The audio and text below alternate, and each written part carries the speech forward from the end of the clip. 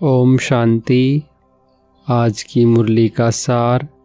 सतगुरु आया है तुम्हारी ऊंची तकदीर बनाने, तो तुम्हारी चलन बहुत बहुत रॉयल होनी चाहिए। प्रश्न है, ड्रामा का कौन सा प्लान बना हुआ है, इसलिए किसी को दोष नहीं दे सकते हैं। उत्तर है, ड्रामा में इस पुरानी दुनिया के विनाश का प्लान बना हुआ है, इसमें कोई का दोष नहीं है। इस समय इसके विनाश के लिए प्रकृति को जोर से गुस्सा आया है। चारों ओर अर्थक्वेक होगी, मकान गिरेंगे, फ्लड आएगी, अकाल पड़ेगा। इसलिए बाप कहते हैं, बच्चे अब इस पुरानी दुनिया से तुम अपना बुद्धि योग निकाल दो, सतगुरु की श्रीमत पर चलो। जीते जी देह का भान छोड़ अपने को आत्मा समझ बाप को याद करने का पुरुषार्थ करते रहो। सुनते हैं मुख्य पॉइंट्स। पहली पॉइंट, उठते बैठते बच्चों के मुख से निकल जाता है, वाह गुरु। गुरु तो अनेक हैं, वह गुरु किसको कहेंगे, किसकी महिमा गाएंगे। सतगुरु एक ही बाप है, भक्ति मार्ग के ढेर गुरु हैं। कोई किसकी महिमा करते, कोई किसकी महिमा करते हैं। बच्चों की बुद्धि में है, सच्चा सतगुरु वो एक है जिसकी ही वाह वाह मानी जाती है। सच्चा सतगुरु है तो जरूर झूठे भी होंगे। सच होता है संगम पर। भक्ति मार्ग में भी सच की महिमा गाते हैं। ऊंच ते ऊंच बाप ही सच्चा है, जो ही लिबरेटर गाइड भी बनता है। दूसरी पॉइंट, आजकल के गुरु लोग तो गंगा स्नान पर व तीर्थों पर ले जाने के गाइड बनते हैं। यह सतगुरु तो ऐसा नहीं है, जिसको सभी याद करते हैं, हे पतित पावन आओ। पतित पावन सतगुरु को ही कहा जाता है, वही पावन बना सकते हैं। वो गुरु लोग पावन बना न सकें। वह कोई ऐसे नहीं कहते कि माँ में कम याद करो, बल गीता भी पढ़ते हैं, परंतु अर्थ का बिल्कुल पता नहीं है। अगर समझते सतगुरु एक है तो अपने को गुरु नहीं कहलाते। ड्रामानुसार भक्ति मार्ग की डिपार्टमेंट ही अलग है, जिसमें अनेक गुरु अनेक भक्त हैं। तीसरी पॉइंट, तुम पुरुषोत्तम बनते हो, बाकी और कोई काम नहीं करते। गाया भी जाता है, गति सदगति दाता एक है। यह बाप की ही महिमा है। गति सदगति संगम पर ही मिलती है। सतयुग में तो है एक धर्म, यह भी समझ की बात है ना। परंतु यह बुद्धि देवे कौन। तुम समझते हो, बाप ही आकर युक्ति बताते हैं, श्रीमत देते हैं। किसको? आत्माओं को। वह बाप भी है, सतगुरु भी है, टीचर भी है, ज्ञान सिखलाते हैं ना। बाकी सब गुरु भक्ति ही सिखलाते हैं। बाप के ज्ञान से तुम्हारी सदगति होती है, फिर इस पुरानी दुनिया से चले जाते हैं। चौथी पॉइंट, तुम्हारा यह बेहद का संन्यास भी है। अभी 84 जन्मों का चक्कर तुम्हारा पूरा हुआ है। अब यह दुनिया ख़त्म होनी है।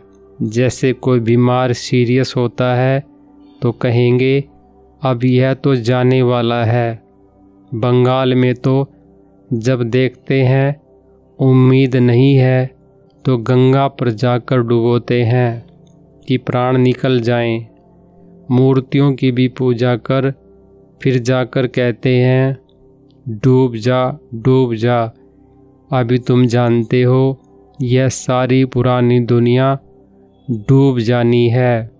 इस समय प्रकृति को गुस्सा आता है तो सबको खल्लास कर देती है।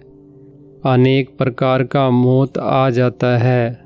5वीं पॉइंट, तुम जानते हो कि क्या क्या होने का है। यह सब कौन कराते हैं? बाप तो नहीं कराते हैं। यह ड्रामा में नूंद है, कोई पर दोष नहीं देंगे। ड्रामा का प्लान बना हुआ है। पुरानी दुनिया सो फिर नई ज़रूर होगी। नेचुरल कैलेमिटीज़ आएंगी, विनाश होने का ही है। इस पुरानी दुनिया से बुद्धि का योग हटा देना, इसको बेहद का संन्यास कहा जाता है।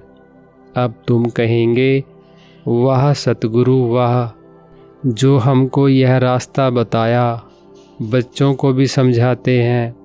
ऐसी चलन नहीं चलो जो उनकी निंदा हो।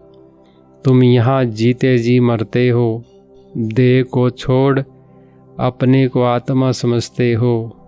6ठी पॉइंट, देह से न्यारी आत्मा बन बाप को याद करना है। यह तो बहुत अच्छा कहते हैं, वाह सतगुरु वाह। पारलौकिक सतगुरु की ही वाह वाह होती है।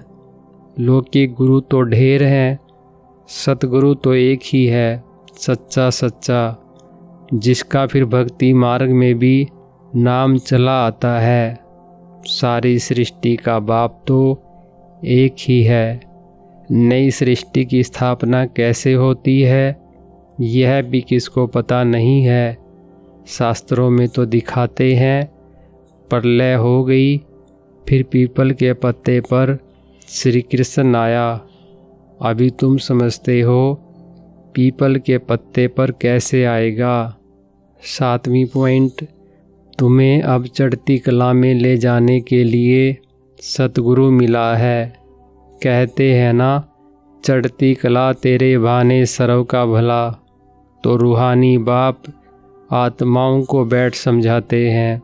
84 जन्म भी आत्मा ने लिए हैं। हर एक जन्म में नाम रूप दूसरा हो जाता है। ऐसे नहीं कहेंगे फलाने ने 84 जन्म लिए हैं। नहीं, आत्मा ने 84 जन्म लिए हैं। शरीर तो बदलते जाते हैं। तुम्हारी बुद्धि में यह सब बातें हैं। सारी नॉलेज बुद्धि में रहनी चाहिए। कोई भी आए तो उनको समझाएं। 8वीं पॉइंट, सतयुग में कहेंगे सतो प्रधान, फिर सतो रजो तमो में उतरते हैं। चक्कर फिरता रहता है। कोई कहते हैं, बाबा को क्या पड़ी थी जो 84 के चक्कर में हमको लाया। लेकिन यह तो सृष्टि चक्कर अनादि बना हुआ है। इनके आदि मध्य अंत को जानना है। मनुष्य होकर अगर नहीं जानते तो वह नास्तिक हैं। जानने से तुमको कितना ऊंच पद मिलता है। यह पढ़ाई कितनी ऊंच है। बड़ा इम्तिहान पास करने वाले की दिल में खुशी होती है ना, हम बड़े ते बड़ा पद पाएंगे। तुम जानते हो यह लक्ष्मी नारायण अपने पूर्व जन्म में सीख कर फिर मनुष्य से देवता बने। 9वीं पॉइंट, इस पढ़ाई से यह राजधानी स्थापन हो रही है। पढ़ाई से कितना ऊंच पद मिलता है। वंडर है ना। इतने बड़े बड़े मंदिर जो बनाते हैं अथवा जो बड़े बड़े विद्वान आदि हैं, उनसे पूछो सतयुग आदि में इन्होंने जन्म कैसे लिया, तो बता नहीं सकेंगे। तुम जानते हो यह तो गीता वाला ही राजयोग है। गीता पढ़ते आए हैं, परंतु उससे फ़ायदा कुछ नहीं है। अब तुमको बाप बैठ सुनाते हैं। तुम कहते हो, बाबा हम आपसे 5000 वर्ष पहले भी मिले थे। क्यों मिले थे? स्वर्ग का वर्षा लेने, लक्ष्मी नारायण बनने के लिए। 10वीं पॉइंट, जो अच्छी रीति समझ लेते हैं उनको आंतरिक खुशी रहती है। बाबा पूछेंगे, हिम्मत है ना रजाई लेने की? कहते हैं, बाबा क्यों नहीं, हम पढ़ते ही हैं नर से नारायण बनने। इतना समय हम अपने को देह समझ बैठे थे। अब बाप ने हमको राइटियस रास्ता बताया है। देही अभिमानी बनने में मेहनत लगती है। घड़ी घड़ी अपने नाम रूप में फंस पड़ते हैं। बाप कहते हैं इस नाम रूप से न्यारा होना है। अब आत्मा भी नाम तो है ना।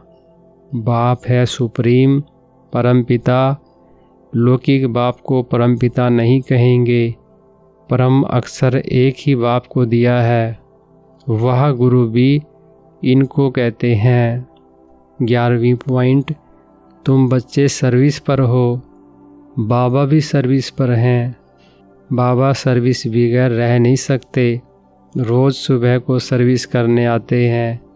बाबा तो कहते हैं तुम बच्चों को घर से बहुत सवेरे भी नहीं आना है और रात को भी नहीं आना चाहिए, क्योंकि दिन प्रतिदिन दुनिया बहुत ख़राब होती जाती है।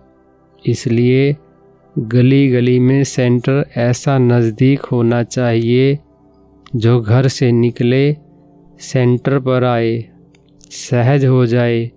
तुम ढेर पर्जा बनाते हो, थोड़ा भी सुनेंगे तो आ जाएंगे। सब इकट्ठे तो देख भी नहीं सकेंगे। बाबा सबको थोड़े ही देख सकते हैं। थोड़ा बहुत सुनने से भी पर्जा बनते जाते हैं। वरदान है निरंतर याद द्वारा अविनाशी कमाई जमा करने वाले सर्व खजानों के अधिकारी भव। विस्तार है निरंतर याद द्वारा हर कदम में कमाई जमा करते रहो तो सुख शांति आनंद प्रेम इन सब खजानों के अधिकार का अनुभव करते रहेंगे। कोई कष्ट अनुभव नहीं होंगे। संगम पर ब्राह्मणों को कोई कष्ट हो नहीं सकता। यदि कोई कष्ट आता भी है तो बाप की याद दिलाने के लिए। जैसे गुलाब के पुष्प के साथ कांटा उनके बचाव का साधन होता है, वैसे यह तकलीफ़ें और ही बाप की याद दिलाने के निमित्त बनती हैं। स्लोगन है स्नेह रूप का अनुभव तो सुनाते हो, अब शक्ति रूप का अनुभव सुनाओ। अच्छा, ओम शांति।